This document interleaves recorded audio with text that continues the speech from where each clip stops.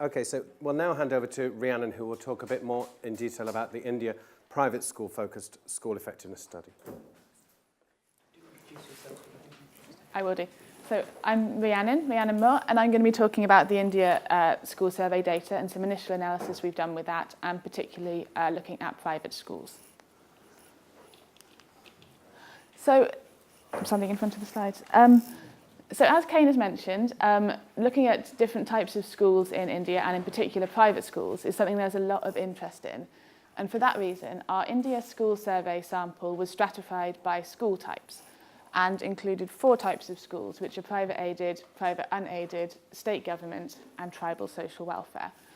And including those 4 school types, let us look at the data in terms of how well children in different types of schools are doing. So, as we can see on this graph here, this is wave 1 maths, and we can see that there are significant differences between how children are performing in private unaided schools, the dark red line, and the other school types in our sample. And we see the same thing when we look at wave 2 in maths, and also when we look at the English tests. But we know from existing research in India that the effects of private schools is actually quite a mixed bag. It's not necessarily completely clear-cut that private schools are always doing better. So we wanted to start to look at the data in a bit more detail and try and see and have a more nuanced view of what the private school effects really are. So to start with, I wanted to just look quickly at who is attending private unaided schools within our sample. And we can see there are big disparities in the characteristics of children who are studying in different types of schools. So the children attending private unaided schools tend to be those from wealthier families, as we might expect. They're those from the top wealth tercile in our sample. They are from more advantaged social groups, and they tend to be those with more educated parents. So we've got mother's education shown on this graph, and we see the same thing with father's education as well. And these findings suggest to us that the school choice is really completely entwined with factors like wealth and family background. And that's been found by other researchers looking at private schools in India too. So the next question which comes up is, are children really learning more within private schools? We looked at this using value-added analysis, which Kane has already mentioned. And we can see when we look at the average value added for different school types, this is for English and this is for maths, that it does look like private unaided schools are adding more value on average in both subjects compared to other school types. So on this graph, anything above 0 is above average value added. Using value added, we can look unconditionally, so without controlling for any differences in student background, and those are the blue bars here, and we can see there's quite stark differences when you look at the blue bars. We can also control for student background differences, or try to control for some of those. It's obviously not completely perfect. And we can see when we do that, that's the red bars on these graphs, and the gaps do narrow slightly in the differences between value added once we control for student backgrounds. But it does still look like there are significant differences between children in private unaided schools and other school types. But as I mentioned, those graphs are showing the average value added, and not all school types, not all private schools in our sample are doing better. So on this graph, the x-axis is English value added, unconditional on the bottom, and the y-axis is maths value added. So anything above this line is the points are individual schools. Anything above this line is a school that is scoring above average value added in maths, and anything to the right of this line is above average value added in English. So the schools in this quarter here are above average value added in both subjects. And we can see that the private unaided schools, the dark red dots, there are a lot of them in this top quarter, but they aren't all there. There are some private unaided schools which are below average value added for maths, and there are even a couple which are below average value added for English or for both subjects. And equally, there are some other school types which are doing just as well as the private unaided schools. So this leads us to start to question, what are the characteristics of the private unaided schools which are adding more value? And what are the characteristics of those which are doing less well? And because one of the characteristics of private unaided schools compared to some of the other school types is that they are charging fees to students, we might want to start to look at whether private schools that charge a higher level of fees add more value. And we can see from this graph, which is for maths value added, that it looks like private schools that charge higher fees do add more value, both unconditionally and when we control for differences in student background.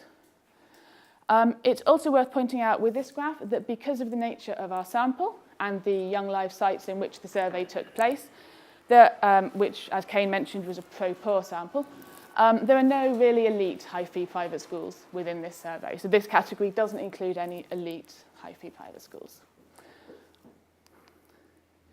What other characteristics are there of the private schools which are adding more value?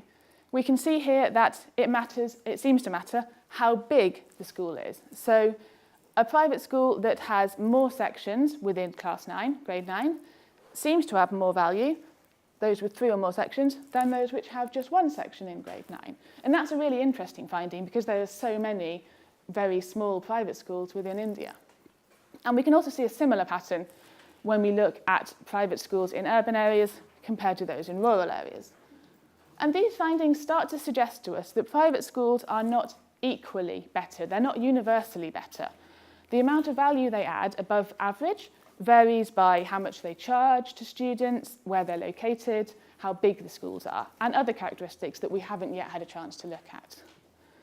And it also seems that the characteristics of those better private schools are likely to be those that are more accessible to more advantaged children, so those in urban areas and those who have wealthier families, suggesting that if we know the children attending private unaided schools are already an advantaged subset of our main sample, those attending the private schools that add the most value are a more advantaged subset of that subset. So it becomes kind of like a pyramid of advantage. And just to finish off, we have also started to look at who it is better for to attend private unaided schools. So this graph is showing the fitted values of student performance with wave 1 score along the bottom and wave 2 score on the y-axis, and different colour lines for the different school types again. So this graph is showing us both the starting score of children and the amount of progress they've made in 1 school year. And the first thing we can see, probably the most clear thing to see from this graph, is that children in private unaided schools, on average, are making more progress at all levels of starting ability compared to children in other school types. So this line is above the other lines at all points, and it would have a higher intercept on the y-axis. But the second kind of information we can get from this graph is related to how steep the lines are. And so on a graph like this, a steeper line would suggest that that school type was better for children with a higher level of ability. And a shallower line, like that for the orange line here, would suggest it was more equalising. So children with a lower starting ability make more progress than children with a higher starting ability. So we can see from this that although there isn't that much difference in the slope of the lines, private unaided schools, the line is slightly steeper. So we can see there is a bigger gap between children in private unaided schools at 600, which is 1 standard deviation above our mean of 500 at wave 1. There is a bigger gap here than there is between children in different school types at 1 standard deviation below the mean.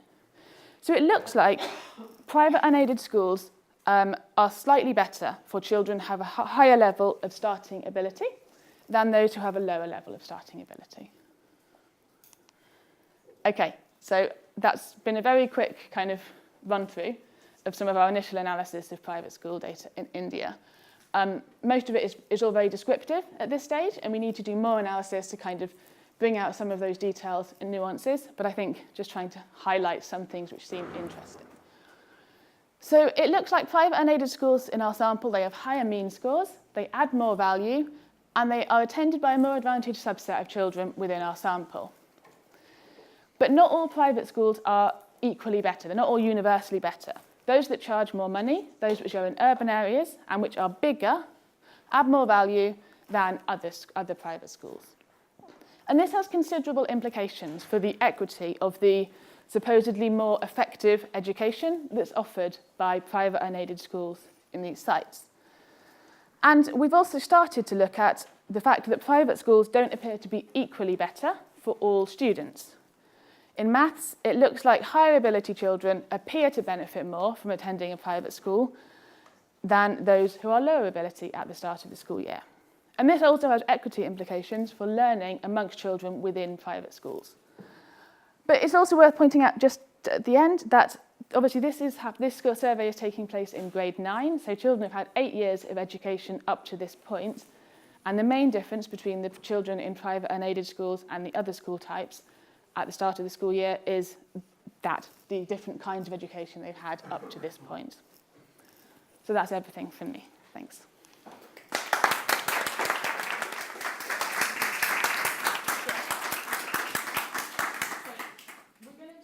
We're taking questions at the end of all the country presentations, but if anyone has any clarification questions on that before we move on to Jack's presentation, I'd be happy to answer them.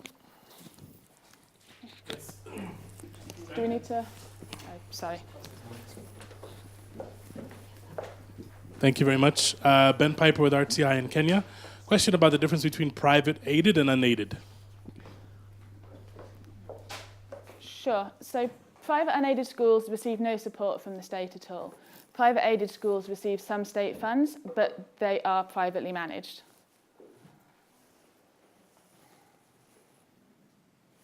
Okay, great. Thanks. Oh, sorry. Sorry. Keith Lowe in Sussex. It's codicil, but there are a group of public schools in India, KVs and NVs, which are very high performing but operate under a public umbrella. Sure. Of course, you haven't been looking at those, but they really are interesting because they begin to answer the question, what is it that you do that costs? And what is it you don't do that costs? What is it to do with private sector employment and public sector employment that creates these differences? Yeah, I think that's a really good point. We actually really wanted to have a chance to include some of those schools in our sample, but because there weren't enough of them within the sites we were going to, we wouldn't have been able to include them within any of the statistical analysis, so we weren't able to include them in the sample. But yeah, definitely, that's a really good point. Well, we do have some high-performing state schools which are not in those Yeah. categories, so we are going to do further work to look at those. And also the tribal social welfare schools. Some of there's a few of those which are really high performing, although as a group they are mostly lower performing. But that's another group we're really interested in looking at in more detail because a lot of money in AP and Telangana has gone to those schools. Sorry. Yeah, maybe this is the last one. Hi, I'm Prachi Srivastava. It's just a definition question. You had 3 bands of schools, lower fee, medium fee, and higher fee. Thank you for doing that, because that's great. But can you just explain how what the operationalizations were in terms of fee level for those 3 bands? Sure. So the bands were kind of defined, the band levels were kind of defined most to give enough schools in each band level. So lower fee was anything less than 10,000 rupees a year. Medium fee was between 10,000 and 20,000, I think, and higher fee was above 20,000. Okay, thanks. Okay, am I ready? Thanks. My name is Jack Rossiter, and I am equivalent of Padmini and Rhiannon, but with responsibility for the Ethiopia school survey. I will try to as quickly as I possibly can, go through something about what, as Pauline said, what it means in having an effective school, and perhaps also what Santiago mentioned about how the differences of the home transfer into differences in schools.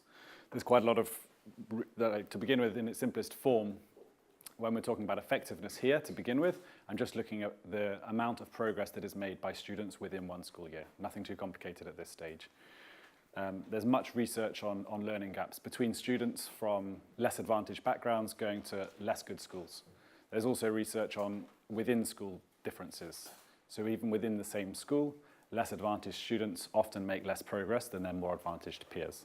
And I've just tried to look at a sort of another dimension of this same issue of how the effectiveness of a certain school is shared amongst the students that attend that school.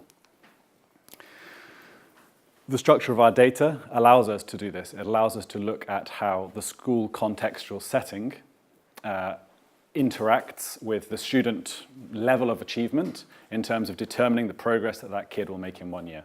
And so if we're interested in moving forward the lowest performing students Which of the schools are doing a better job at that? Which of the schools are doing a worse job at that? Which of the schools are pulling up the higher achievers and using that to sort of generate effectiveness?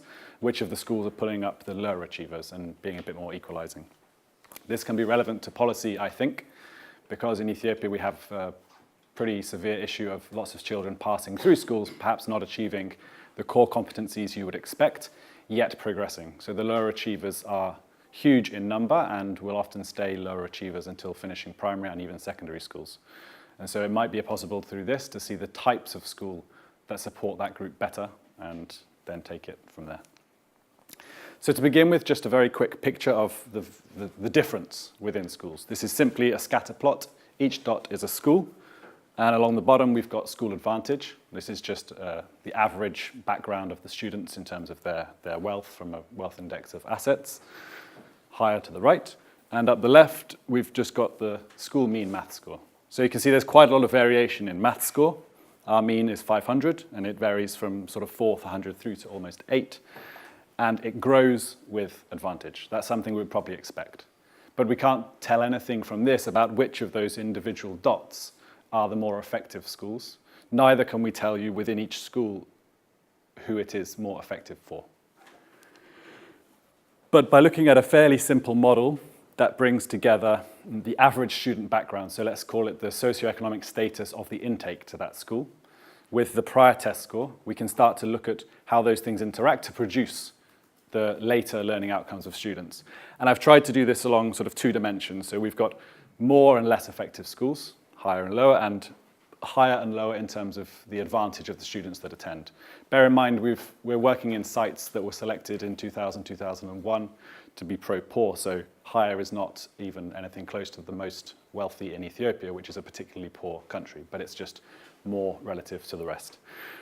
And so there are 4 groups, higher and lower, lower and lower, higher and higher, higher and lower, right? And I'll now try to explain what that means in terms of lines. So, along the bottom again, you've got your wave 1 score. This time it's centered. So it's centered on a mean of 500. So the kid here, sitting as the dot, which I hope you can all see, is the mean student in the mean school, just the average across the board. So got 500 at the beginning of the year. And at the end of the year, would be predicted to get 536 points, according to this model. I've then got 4 lines. And the 4 lines are just plots of these 4 things. So more advantaged school intake in a more effective school, through to less advantaged school intake in a less effective school. The solid blue line is the more advantaged, more effective. Dashed blue line, more advantaged, less effective school. Solid red line, the steepest of the lot, less advantaged school intake, but a more effective school. And then the dashed red line, the less advantaged intake and a less effective school. What's first apparent is that the lines are not one. They're different, right? Different slopes. And that's the sort of most important thing. Also, that the slopes are further apart towards the top end than they are at the bottom end, and that they cross at a certain point. Now, if I tried to give you 3 exemplar students, so starting here, this would be a student who scored less than average at the beginning of the school year. That student will score higher at the end of the school year, irrespective of the effectiveness of the school. It's being dictated by the sort of intake conditions, the context. Both the blue lines are above both of the red lines. As you track through to the average kid in each of those 4 schools, actually now you can start to see this more effective school in a less advantaged area is starting to overtake the background advantage that exists in this dashed blue line. But it's at the top when it really takes off. And the students who were scoring above average in an effective school in a not so advantaged area are now performing almost at the same levels as the kids who are in effective schools in more advantaged areas. So in that respect, I suppose you could think of the school effectiveness is here dominating, and it's overcoming something about the contextual effect of the environment. And you can imagine if you were a student in these schools, this isn't to say that if I took a student out of this school and put them into that school, it would have the effect of changing it. But if you're a student in a mean score, you would have quite different outcomes depending on that type of school that you attended. And that would vary depending on your starting level of achievement. Which is then quite important if you're one of the kids down this bottom end or one of the kids towards the top end.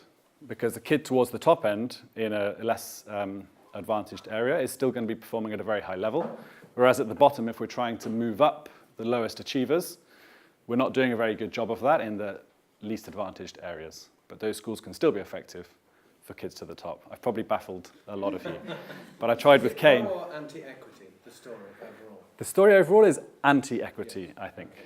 Yes, but I'll probably learn later that it's pro-equity. Is it a tail? So yeah, this could be your long tail of kids, right? So then I'm going to pick out two schools, right? Because I thought, okay, this is a line. These are the plots from the model, right? These would be 4 exemplar schools. But then I thought, well, let's find a school. So now this is a plot of a school. Each dot is a kid in this circumstance. And this would be a school in a more advantaged area that is less effective. And what you see is this green line is the average across all schools in the model. The slope is lower than the average, right? It tends to be more equalizing. These students down this end were less well-performing at the beginning, but their scores tend to rise. Not quite as much, but almost as much as the students that were higher at the beginning of the year. The counter to that then is this school, which would be a school in a less advantaged area, but is more effective. And my question here again goes back to Pauline's point, what is it in having an effective school, right? This school, if I just take out the mean score, is really effective. But for this group of kids, it's not very effective at all, right? And this is the group of kids that are towards the bottom of the tail, who are perhaps sitting, churning, and not making so much progress. But for this group of kids, it's probably a fantastic school. This could have something to do with all sorts of different effects at the school level, or it could just be a mechanical artifact of the way schools have to function. But I think it raises a few interesting questions. Bearing in mind this is very simple descriptive stuff, it's not causal in any respect, but there's a suggestion that schools in more advantaged areas perhaps tend to be more equalizing than in less advantaged areas in Ethiopia in our sample. But again, more and less advantaged is not, we're not talking about the extremes in the slightest. It's quite a tight range in terms of the backgrounds of students. How much of this is real and how much is mechanical is something I need to spend a bit more time investigating. But then if you've got policy that intends to raise the performance of the lowest achievers in your population, let's say, then what can schools in the less advantaged areas do to improve the way that they're bringing up the students at the bottom end? And then finally, within a school, who are these kids? I've had a look initially to see, is it something about, well, actually this group of kids within the school are the wealthier kids who have greater support at home? That's not the case, at least to begin with. It looks like in terms of individual child wealth, it's distributed pretty randomly across all of these dots, but it could be related to something else, to do with language of instruction, the match between the student's language and the teacher language, whatever, I don't know yet. But it's something to explore. And I think that's me. Thank you.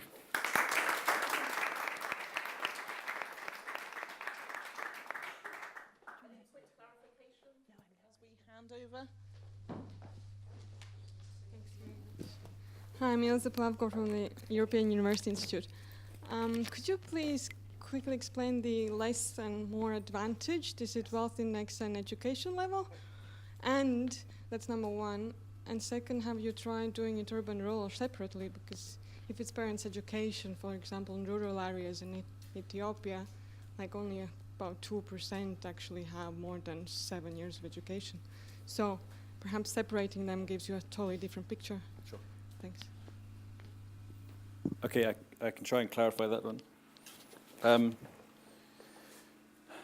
More and less advantaged, I'll skip back to this chart here. The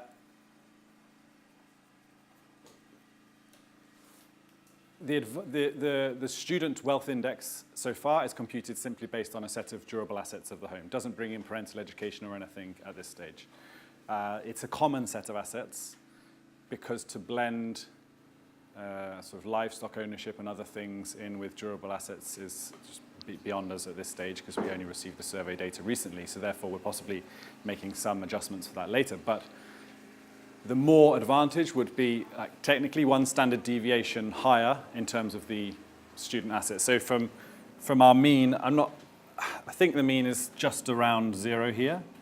You're talking about this being your more advantaged group and this being your less advantaged group in our sample, simply based on the child's home assets, nothing else. at this stage. Then the urban-rural thing. I haven't looked at it specifically for the urban group and the rural group. I'll do that. But you're right in saying that the difference in terms of learning performance is pretty much strictly on that line. If I was to color these dots, we did it in a previous exercise, your cutoff point is about there. This is rural, that's urban. It's as simple as that. But the model does adjust for the fact that students' backgrounds are built into it. So I should be accounting for some of the difference between urban and rural, if not the family education at that stage. Okay, I think we've got to be very quick. Yeah. But, so if you've got a clarification, put up your hand now, or for everyone holding, please. So we've got two. Maybe we can just ask them both at the same time. And then Sure, I'll try to be very quick. Sally Thomas, University of Bristol. I just wondered, you're talking about school effectiveness, but given it's only over 1 year, is it actually teacher effectiveness or departmental effectiveness rather than a whole? And the other thing I wondered was about the statistical significance of the differences. You know, when you showed the different slopes, are they actually statistically significantly different, or are they just different in terms of looking at it? Maybe as we're moving the mic. Yeah, sure. So on the second point, yes, they are, but the model doesn't bring in various other things at the moment. So they are statistically significant, but there's a possibility that when we start to introduce other factors, we lose that. Not sure yet. I haven't done it to death. The first question, though, about is it teacher effectiveness or school effectiveness? In most of our schools, we have one teacher teaching the sections that exist in the school. There's a few schools that are very large where you've got multiple teachers, and I could break it down, I suppose, by teacher. But you're right, this is not school effectiveness that would necessarily be the case for kids at grade 2 in the school, at grade 4 in the school, at grade 6 or whatever. It is usually one teacher. One teacher for all the students. For most of the schools. There's some very large schools that have multiple teachers, but for most of the schools, there's one teacher that then the kids in that school are facing. So it's not school effectiveness, because it wouldn't be true for the grade 4 or grade 5. And actually, we've got exactly the same schools from the grade 4 and 5 sample survey that we did in 2012 and 13. And I tried to look at whether these things are persistent, whether the effective schools at that point are still the effective ones, and it appears not. So then that would give some strength to your argument that is a rather teacher effectiveness instead of schools. I think this is a debate that we can continue. And the unit here is the school, though, not the Right. teacher. That's why we're calling it school effectiveness. So you can have more than one teacher. And in some countries, like Vietnam, there are seven. Okay. Clarification question. Sorry. Wael Musa from FHI 360. Is it safe to assume that the scale scores are nonlinear? And would you worry in that case, if that's true, that you're relating a nonlinear scale to a linear slope? Does that change anything? Well, I think you could assume that this is linear. So yeah, it is. The idea of the scaling is that we've created an interval scale so that 1 point on the scale is worth, it's almost like pounds, let's say. So one extra point is 1 more pound. Exactly, in theory. But obviously, this is an item response theory debate to be had. Is 1 point at 600 the same as 1 point at 4? But in theory, it is an interval scale. Yeah, it's one point is 1/100th of a standard deviation on the interval scale. So the idea is that it is interval. Okay, I should sit down because we can carry on after. Some of these issues, well, I'm sure, will continue in the discussion, so we'll hand over to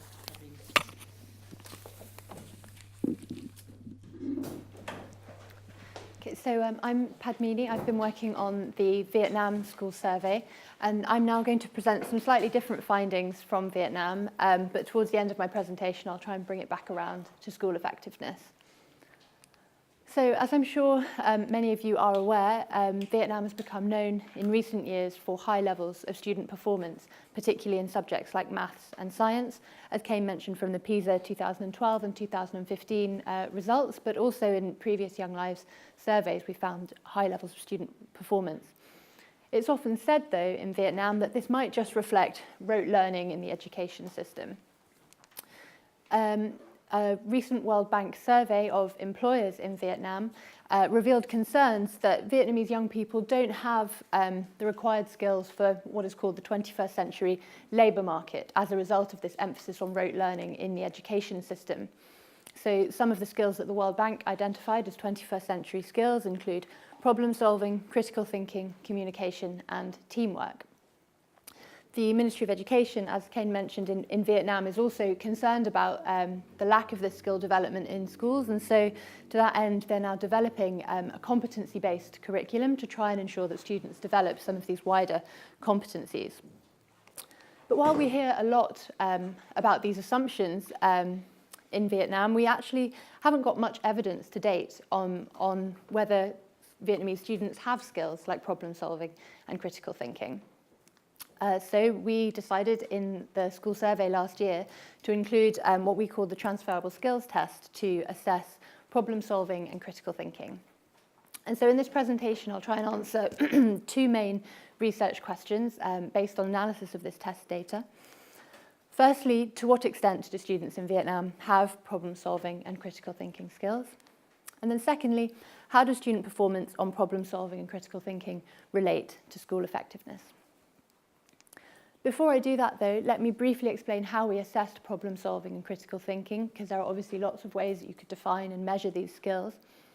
So for problem solving, we followed a definition from the OECD, which defines problem solving as an individual's capacity to use cognitive processes to resolve real cross-disciplinary situations where the solution path is not immediately obvious. And to assess problem solving, we adapted items that were used in the PISA 2003 problem solving assessments. To assess critical thinking, we followed this definition that sees critical thinking as involving skills such as inference and evaluation, which are applied to ill-structured problems for which there are no definitive solutions. So that's a key difference in how we're conceptualizing problem solving and critical thinking as separate. For problem solving, there is eventually a solution, but for critical thinking, there's not necessarily a definitive right answer. And to assess critical thinking, we adapted items from the College Work and Readiness Assessment, which has been used in the US to assess critical thinking among middle school students. So using the test data, we carried out IRT analysis to give students a problem-solving score and a critical thinking score. We then scaled these scores to have a mean of 500 and a standard deviation of 100, just to help with interpretation of these scores. And then based on what students are able to do within specific ranges of scores, we assigned them a problem-solving level and a critical thinking level. So that's what this looked like for problem solving. We have 3 levels. Our lowest is below level 1. Students scoring in this range we defined as weak or emergent problem solvers because they were only able to answer basic comprehension questions correctly. Those are represented by these circles here. Each circle is an item in the different ranges. So then as you move up through our levels up to level 2, students at this level were able to solve the most complex problems on the test correctly. So in Vietnam, our results showed that around 42% of students were below level 1 for problem solving. Another 42% were basic problem solvers, and a much smaller percent, around 15%, are competent problem solvers. For critical thinking then, the levels are slightly different here. Our lowest level, level 1, students are not only answering basic comprehension questions right, but also some easy critical thinking questions. So then it goes up to level 3 for the students who can do the hardest items.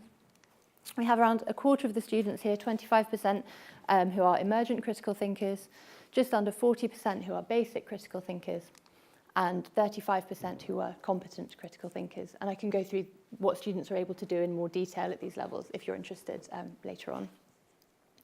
So what does this tell us, this kind of preliminary look at the abilities in Vietnam? Well, it seems that the majority of Vietnamese students in our survey do have either basic or competent problem-solving and critical thinking skills. So that seems to contradict some of these assumptions that Vietnamese students are only rote learners. A key question then is whether there is a difference between students performing highly on school subjects and on problem solving and critical thinking. Because if it's just the students who do well in maths, for example, who also do well in problem solving, then maybe we've just captured some kind of proficient test taking rather than anything different. So to start taking a look at this, we've had a look at the district level averages for the scores in the 4 tests that students did at the end of our school year. So it was in maths, in English, problem solving and critical thinking. So when we look at that, the highest performing districts in the school subjects in maths and English are basically the sites that we would expect are urban advantage sites in two provinces, Da Nang and Hưng Yên. But the highest performing districts in problem solving and critical thinking are actually 4 districts in Phu Yen, which is a southern province in Vietnam, which is more rural and disadvantaged, which was actually quite a surprise to us, but it seems to suggest that the children who do well on problem solving and critical thinking are not necessarily the same children who do well in maths and English. So that's something that we need to explore in a bit more detail, but it's certainly an interesting finding for now. The last question I'd like to address then is what the relationship is between these 21st century skills and school effectiveness. And in the interest of time, I'm just going to focus on problem solving here. So here's another scatter plot for you where each of the dots is a school. But on this graph, so I've plotted school value added along the y-axis and along the x-axis, and then mean problem solving score for each school on the y-axis. The different colours, which hopefully you can see, are for the 5 different provinces in our survey. So the value added measure is centred to have a mean of 0, which means that schools to the right of this line are more effective than average. And the schools above this horizontal line are scoring higher than average in problem solving. So the first thing we can see here is that generally it looks like there is a positive relationship between school value added and problem solving. So the more effective schools are also the schools where students do better on problem solving. And I should mention here that effectiveness here is in relation to progress on maths. But we can also see that if we look at the more effective than average schools, there are a group of schools which are effective in terms of progress in maths, but not scoring so well on problem solving. And I think this then adds an interesting dimension to our understanding of school effectiveness or school quality, because if we focus on the schools up here in the top right, these are the schools which are effective in terms of a school subject, but also where students are developing these other skills like problem solving. And the critical thinking graph looks very similar as well. So it's this group of schools, I think, that we'd want to investigate in a bit more detail to understand what it is that they're doing in both school subjects and kind of these broader skills. So inevitably, this analysis will lead to further questions. For example, we want to look at the teacher and student level factors which are associated with problem solving and critical thinking. But overall, I think what our assessment of 21st century skills suggests in Vietnam, firstly, is that Vietnamese students are not necessarily rote learners. I think we've provided some useful evidence to counter some of those assumptions. And secondly, as I mentioned, looking at 21st century skills allows us to add a new dimension to how we understand and measure school effectiveness and quality. Thanks.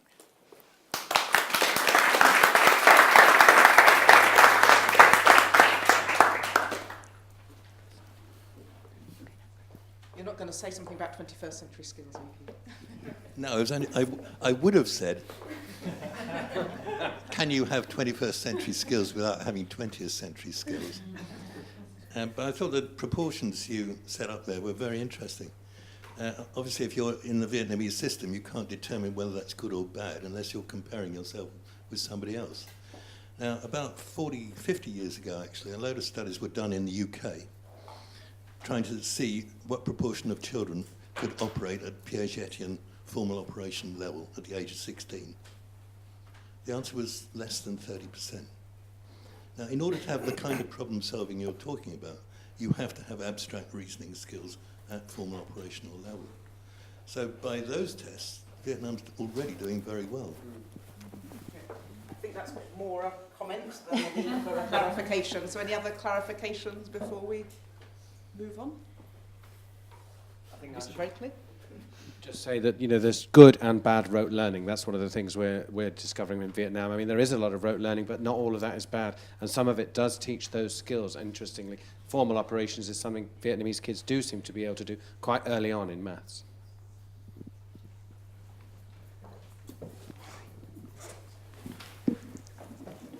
Okay. So as I mentioned before, the design in Peru is different from the other countries. We only have one measurement in 3 grades in the last years of secondary schools. And we finished data gathering about a month ago. So this is very preliminary, and I just wanted to show it to you and get feedback in the discussion and comments. So we're focusing on inequalities, and I'll come back to this.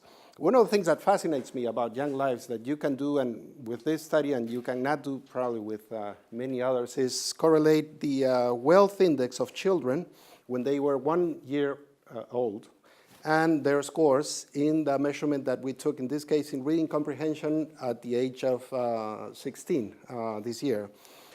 And you see the correlation here is 0.28 positive, of course, significance, and you have here about 500 children of young lives. So is this low, high? We need to compare to the other countries. Of course, as I said, it's different from what you can do in other studies, but this is one of the topics that I want to pursue. Now, if you ask what is the correlation with mathematics, you'll see a very similar pattern. Of course, reading and mathematics are correlated. The correlation is a little bit higher. But just think for a minute, because we have wealth index for rounds 2, 3, and 4 of young lives. And I should say, wealth index, very similar to what was explained, is a variable that is composed of 3 variables: characteristics of the household, services available in the household, and number of possessions in the household. So it's very, in terms of infrastructure and possessions. You could add, of course, maternal education, my preferred variables to see inequality from the demographic side would be maternal education, ethnicity, whether the children are Spanish or indigenous, and if they live in urban or rural areas. And if you add those, of course, the predictive power is going to increase. But come back to my question. Think about what would you expect? We keep the same math and reading here, and we replace wealth index with rounds 2, 3, and 4. Should it go up, the correlation? Should it go down? And why? So this is a matter of discussion, but now you've thought about it for a minute, I'll show you the results. In reading comprehension, this is the one I showed you before, but if we put the wealth index for round 2, 3, and 4, the correlation stays about the same.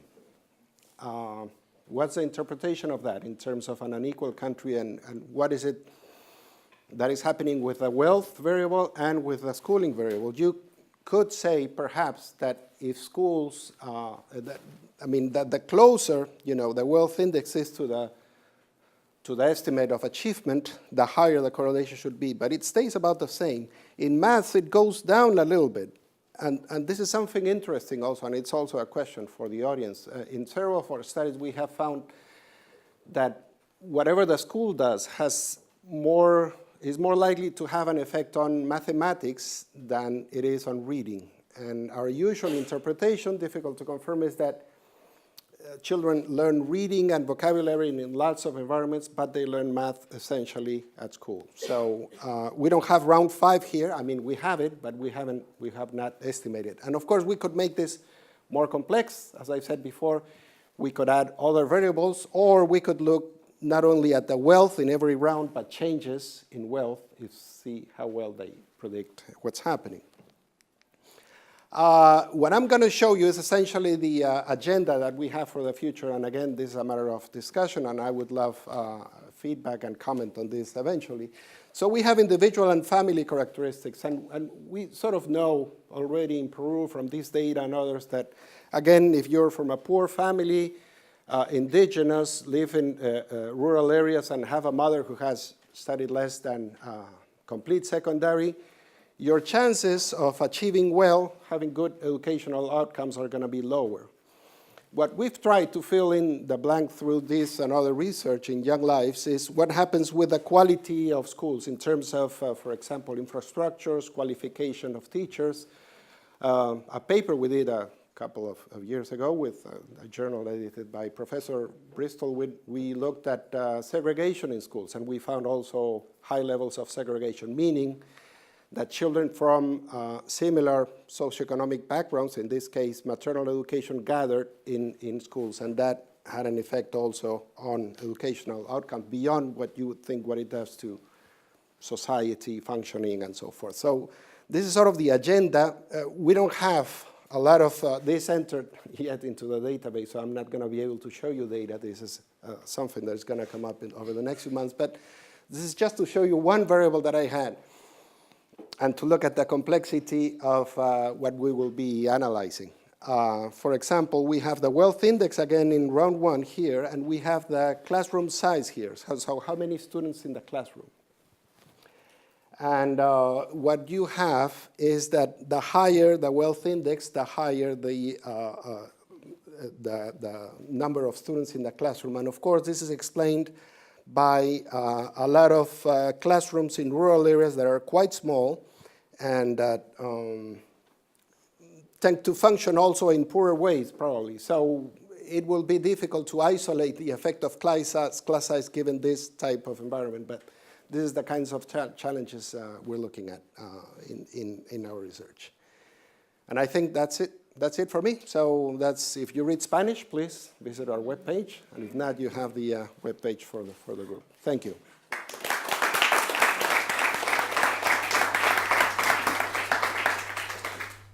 So any quick clarifications? Otherwise, we're going to go on to a general discussion. So there'll be opportunity for comments and so on then. So maybe if we move over. Yeah. Switching over. Is it the one microphone that's both for us and for Romy? These ones should work for us. So we should Okay. pass that one around. Oh, we can use this as well. So we're now, first of all, going to hear some comments from Lucy, who is going to motivate, I think, some of the discussion. So Lucy, maybe if you want to start, introduce yourself and give us your thoughts, and then we open it up for discussion. So as she's talking, be thinking about your questions and comments, etc., and we'll cluster them to provide feedback to the presenters. Hello everybody, my name's Lucy Crahan. My research actually centres around a different side of educational discussions, and that more around developed context and qualitative data. So this is new and fascinating for me to hear all of these results. But my particular interest is in PISA data, and so I was interested in what Padmini was saying, especially about Vietnam. And I think what a lot of people who don't necessarily work in education assume about PISA is it's simply a test of maths, reading and science. And they don't realise that actually it is a test of problem solving. And so students in Vietnam, I'm not surprised that it's come up that they are able to do problem solving, given that they do perform very well at PISA. What's very interesting about your research and the use of this data is this ability to separate out the I suppose what you might get through initially some rote learning, the knowledge base of the reading, the maths and the science, and the application, the critical thinking and the problem solving. So really interested to see particularly that there are different schools who are good at the reading and the maths versus those that are good at the problem solving and critical thinking. I was just wondering, Padmini, whether you had that data at a student level as well, and whether you could see whether actually within individual students there was a relationship between those two different subsets of skills. I think we do see that. Generally, from the way we've looked at it so far, I think students who have a higher maths and English score at the beginning of the year tend to also do better in the problem solving and critical thinking tests, I think. So that's the kind of student level. So there is still quite a strong relationship between the two at the student level, as opposed to having some students who are perhaps better at reading and maths and worse at problem solving. It seems to be clustered differently according to, so within schools there are different patterns, but I think at the student level it is quite so there was a strong correlation between all of the cognitive skills at the individual pupil level, about 60% or 70%. But when you look at it within the schools, some schools are better at one or the other. And I think the interesting thing is the debate about rote learning is whether there's actually a tension or a trade-off, whether or not if a school focuses very heavily on maths and English, that actually requires a kind of a lot of exam preparation and so on, which then detracts from the problem solving and critical thinking. That's what we'd like to explore. And that's certainly something that the Chinese authorities are concerned about, and actually looking at the PISA data again, that if you have a look initially at countries that do well in your reading, maths and science and in your top performers, and then the OECD's own test of problem solving, which some of you I'm sure might have some criticisms of, but although the top 10 are roughly the same, they are in a different order. So Shanghai does very well, as you'll all know, in the reading, maths and science, but when it comes to actually looking at problem solving alone, they drop down that ranking. So there does seem to be a difference between those two. And then I won't talk for much longer because there's so much knowledge and expertise in the room, and I'm sure you'll want to have a discussion. But just one other question I had for the whole panel was around segregation.